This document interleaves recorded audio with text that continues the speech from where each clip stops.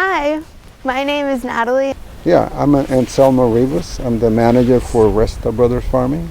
Resta Brothers, it's a apple growing company. They've been here for about, I would say, 60, 70 years. Wow. Yeah. And we farm 210 acres of apples. Okay, so can you tell me a little bit about your farm, where it's located?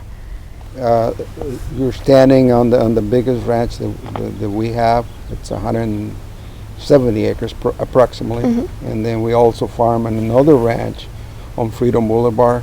Okay. And that's about 54 acres of apples over there. And do you grow a different variety of apples? Yes, we do. We have 5 different commercial varieties, and besides, we have a small varieties that just grow for pollinators, Okay. which is not a big volume, but it's small. And who are you marketing this towards? Who are your customers? We used to market our fruit. We don't market it anymore. We just go for a processing, Okay. which is delivered to Marnelli. Mm-hmm. I'm pretty sure you know who Marnelli Yes. are. They make the apple juice. Okay.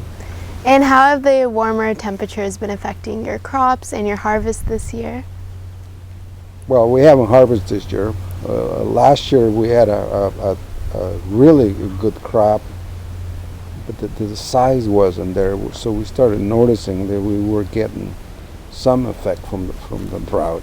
Mm-hmm. But this year, we noticed a lot more effect because we never did get the chilling hours. I have to go back into that. The apples need about 600 hours a year between November and February of 45 degrees or lower. Mm-hmm. And I don't think this year we got maybe 200-300 hours of 45 Mm-hmm. degree weather. And have you seen these patterns before in the past? Not in reality. I mean, we've seen years we had lower hours, but we never did get the effect that we're getting this year. Mm-hmm. And if these patterns continue, how are you going to change your farming techniques? We really don't know. Mm-hmm. This is really unexpected. We never seen this before. This is the first time. I've been farming for about 45 years, and this is the first event where I see this effect. Mm-hmm. And are any of the apples doing better in the warmer climates than others? Not that we know. And so how are the Pippin apples doing versus the other variety of apples that you're growing here? We got the Pippins, yeah, that's one of our biggest acreage, and they are being affected on sunspots. Mm-hmm. The sunspots better than others, but they're still being affected. The only one that is not being affected at this time is the Fuji apple. Looks like they've been growing pretty good. But all the other, we also grow Red Delicious. Those are being affected. We also grow Granny Smith. They're being affected. And we have Pink Ladies. That's being affected.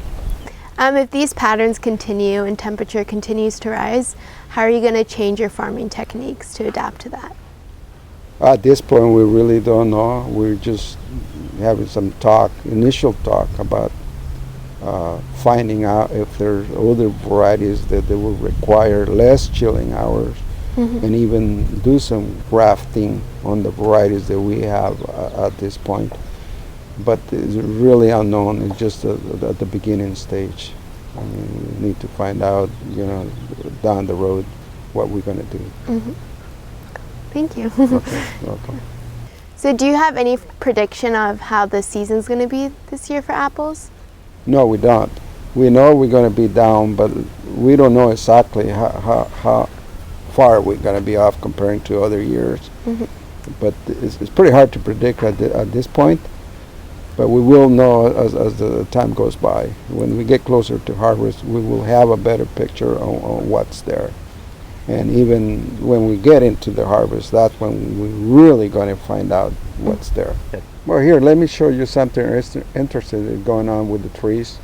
I mean, they had fruit that came on early on, and then we also have flowers that just now trying to open, and we got buds on the pink stage that they're still trying to make out some flowers. So that's how the trees are all messed up. They don't know what they're doing with this kind of a weather. Yeah, normally on a normal year, by the end of April, all the flowers are done. There's no buds. Usually you just see apples growing. And here we are at the end of May, and we're still having buds breaking out and flowers. So that's very unusual.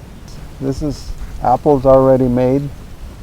This is flowers open, and this is buds on the greens.